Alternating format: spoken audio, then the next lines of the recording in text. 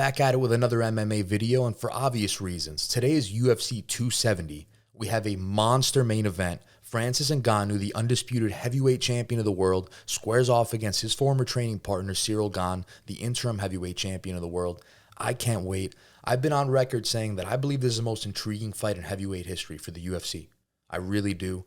It's such a toss-up fight. I had stated in a previous video that I'm going to give the edge to Francis Ngannou because it is such a 50-50 fight for me. So I'm going to give the champion the advantage, which is what I usually tend to do. But I did a little deep dive, or more of a deep dive rather, into both these guys.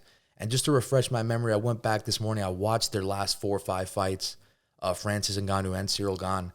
And, you know, I'm going to have to change my pick, unfortunately, and go with Cryl Gane in this one. I think Cryl Gane is going to get it done.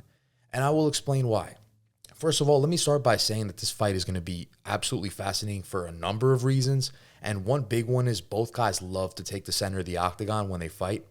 If you look at all their fights, they're always in the center of the octagon for the most part. Francis really likes to dominate the center of the octagon and impose his will on you and sort of implement that fear factor with his power. He wants you to step into his lair almost so that he could take advantage, get that opening, and land bombs, blitz you. Cryl Gane is a guy that is also going to take the center of the octagon, but what I noticed is he's very good at knowing when to not take the center of the octagon. Meaning if he feels he's in a position of danger, if he feels that he's in a position where something can go wrong, he's going to quickly evade. He's going to move out of the way. He's going to slide his feet. He's going to circle the octagon. He's going to do what he has to do to get out of there. And that's the difference between both guys. So if I have to envision who is going to take the center of the octagon more in this fight, I think it could change. But I would say Francis in the early rounds will, and Cryl will sort of fight on the back foot, evading.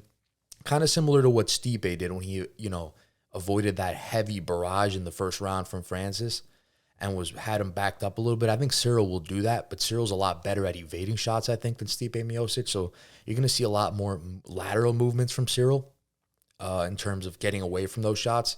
But I think as the later rounds progress, and if Cryl doesn't get caught with that big shot, because we all know that's the only way Francis is going to win. He's not going to beat him in a 5-round decision. Francis is going to catch him, and most likely it's going to be early, right?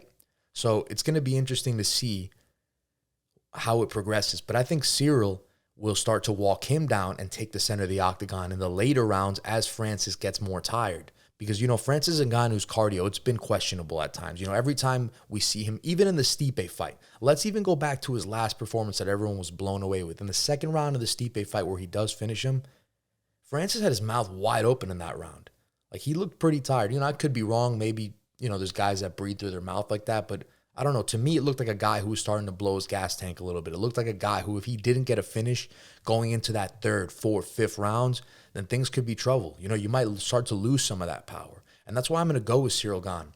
If you look at Cryl Gane in the fight, well, he obviously fights different, right? You fight different based on who you fight. But when he's fought guys with power, like Junior Dos Santos, like Jairzinho Rozenstruik, like Derek Lewis, he does an incredible job of not putting himself in situations where he's going to get these big shots, where he's going to take these big shots. His ability to evade big shots is remarkable. The way he moves on his feet. And a lot of the reason why he's able to avoid these big shots, he's able to, avoid being blitzed, and he's able to get out of harm's way in such an efficient way, is because this guy is so athletic. Like, his movements are not movements of a normal heavyweight. He moves so fast. And the way he controls distance in a fight, he'll win a fight keeping you at distance the whole fight because he kicks. The way this guy kicks, I've never seen a heavyweight kick like Cryl Gane. I've never seen it. His kicks are incredible. It's like John Jones. He uses his kicks as a jab almost. He uses those kicks to keep you at distance. Incredible. Just incredible the way he throws those kicks to the body. The guy fights like a middleweight, and he's a heavyweight. That's why I'm a big fan. That's why I think he's going to win the fight. And his thing is this. If you looked at the last embedded video, or one of the last embedded videos that the UFC released this week, which is like a series that's covering the fighters on the card of that week, if you watch that, Cryl Gane said something along the lines of, and I'm not quoting him, he said something along the lines of like, oh, this is like a game to me. Like, this is fun. And it's true. He plays the game as if he's playing a UFC game in the sense that he's just trying to get you. He's just trying to outgun you. So he's never going to put himself in a position. He's never going to blitz you. He's never going to put himself in a position where he's going for the kill and he's swinging wildly, or he's putting himself in a position where he leaves himself opened up for big shots. He's always just going to play the game of, if you want to come at me, fine. I will counter strike you. I will hit you, but I'm going to keep you at distance the whole fight. I'm going to chip away at you with my jab. I'm going to chip away at you with my leg kicks or with all my kicks. And that's what he does. He just outpoints you. It's like a game to him. It's like he's playing a basketball game. He's looking to outscore you. And he's out there doing it. He's putting it on guys. More athletic than them. His footwork is incredible. His technique is incredible. I expect him to win those. I think what he can do to wear Francis down, and what he will do a lot of times, is once he's able to get in close on Francis, he's going to engage in clinches and he's going to grind him up against the fence. And if you look at his past 4 or 5 fights, Cryl Gane has a lot of success. He's not really, I mean, I'm sure he can wrestle, but I wouldn't really rate his level of wrestling as at the caliber of like a Stipe Miocic, because I've seen Stipe take guys down successfully at a high rate. But Cryl Gane, for the most part, if you look at his last 4 or 5 fights, he takes down guys, but for the most part, they seem to pop up right after, like the Jairzinho Rosenstrike fight, for example. Even in the Derek Lewis fight, I believe he tried to go for a takedown and it was stuffed. So he doesn't have incredible wrestling. And the way Francis was able to stuff Stipe's takedowns in that second fight and the way he sprawled there so impressively, I actually don't expect Cryl Gane to take him to the ground. I don't even expect this fight to get to the ground. I could see going to the ground in the later rounds when Francis is like exhausted and Cyril's just on him. There I could see it, and then I could see it setting up a finish potentially, which is what I could predict happening for the fight. That or like a late or a 5-round decision rather for Cryl Gane, most likely a unanimous decision. But Francis Ngannou, it's going to be tough. Francis Ngannou is going to have to land the perfect shot. And Francis's MO is, from what I've seen, is this. He's just a very tentative fighter. He loves to throw the leg kick, that low leg kick. He loves to throw it in fights to sort of stay engaged. But for the most part, he's real tentative, and he waits for his openings. He waits for guys to get into bad positions. If you watch the Junior Dos Santos fight, if you watch the Curtis Blades fight, those guys put themselves in terrible positions with their chin wide open to get just hit. And you get hit by that guy clean, you're going to sleep. The thing about Cryl Gane is not going to be in those positions. I promise you that. You're not going to see a point in the fight where Cryl Gane's like, where you're like, Cryl Gane, what is he doing there? He's not going to do it. He's not going to put himself in dangerous positions. He's not going to leave his chin open, hanging around for Francis to just hit him, put him out. He's going to keep Francis at distance. He's going to hit him. So that's why I'm saying Francis needs to land the perfect punch. And I know that's a cliche answer, but in this fight, truly, it's what needs to happen. Francis waits for his openings a lot of time, and he'll blitz you. He'll throw like a 1-2 or a 3-punch combo if he sees you're out of position. But it's going to be tough because Cyril's never out of position. So I actually expect Francis to be a little tentative in this fight. I don't expect him to just be blitzing him because Cyril's not going to give him the opportunity. And when Francis does blitz him, you best believe Cyril's going to start moving away laterally, doing what he does, moving his head, and he's going to get away efficiently. That's what he does. So Francis is going to have to land that perfect punch. If Francis blitzes him, doesn't get land that perfect punch and put him away, it's going to be a long night for Francis Ngannou.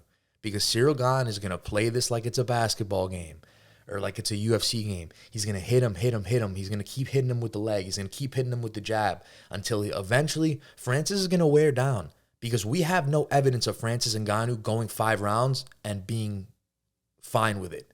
The only time we've seen Francis Ngannou go 5 rounds against Stipe Miocic, he looked terrible. He gassed out, was getting taken down left and right, lost some of the pop in his shots towards the end of the fight, of course, because he was tired. And I expect that to happen in the Cryl Gane fight. Have we seen Cryl Gane go 5 rounds? Sure, we have seen Cryl Gane go 5 rounds. Cryl Gane went 5 rounds with Jairzinho Rosenstrike. Cryl Gane went 5 rounds in a very tactical chess match with Alexander Volkov, who he outpointed. So not only do I think Cryl Gane is going to win the championship, but I think Cryl Gane could be the champion for a long time, because who's going to figure out that puzzle? He's a tough guy to beat. He is a very tough guy to beat. Now that I'm thinking about it, I mean, John Jones, I think John could be the only guy to beat him, because if you're going to have to get engaged in a chess match with this guy, because he doesn't put himself in harm's way ever, you're going to need someone that could outstrike him, that could just outpoint him. And I don't see anyone but John Jones doing that at this point. No one right now in the heavyweight division, that is. No one else. Absolutely no one else. So yeah, I got Cryl Gane winning the fight. Cryl Gane's also the younger guy. I mean, Francis hasn't shown any signs of age, but he's 35 now. Maybe his time, maybe he got the title and that was good enough for him. Cryl Gane is 31. He's hungry. He's 10-0. He's on the rise. I've never seen him in a dangerous position in a fight. And that being said, I want to go back and I want to sort of touch a little bit on how Francis Ngannou could win again. And I'll say this. In every fight, you're going to get hit. Like, it's not... You're going to get a punch landed on you eventually, right? You even got guys like Sean O'Malley going out here and just outclassing guys. But Sean O'Malley is getting hit sometimes. He's taking shots. Is he taking 2 shots for every 10 that he lands? Yeah, sure, but he's still taking 2 shots, right? Cyril rarely gets hit, but there was a fight. There was a fights where Cyril got clipped one time by Derek Lewis a little bit. He got grazed by Junior. He got hit in an exchange off the break by Jairzinho with a 1-2. If Francis lands clean, you're going to sleep there. But again, those guys didn't necessarily land clean in those exchanges. So, because Cyril never put himself in that position. Again, he's so good at not putting himself in positions to get hit or to get hit bad at least. So I just don't envision a scenario where Francis Ngannou, outstrikes him over 5 rounds. And I don't envision a scenario where Cyril's going to put himself in a dangerous position for Francis to hit him. Look at everyone that Francis has knocked out, with maybe the exception of the Jairzinho Rosenstrike fight, because he just straight up blitzed Jairzinho and took his head off, and there was nothing Jairzinho could do. But again, you're not doing that to Cryl Gane. Cryl Gane's you're not going to blitz him and get away with it like that. And you're going to open yourself up, because he's a very good counterpuncher with his boxing too. So, as much as I love both guys, I'm going to go Cryl Gane via 4th round stoppage. Late in the 4th round, submission.